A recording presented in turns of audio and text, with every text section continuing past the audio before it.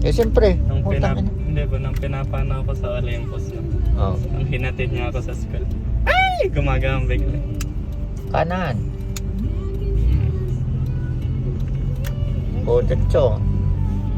Dapat wala ng mali-maling. Oh, yun patunay. Patunay sinasan nag-uuwi. Pauwi na. Totoo na to.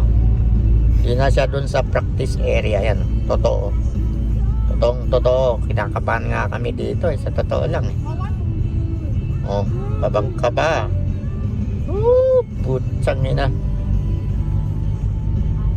Diretso lang ba?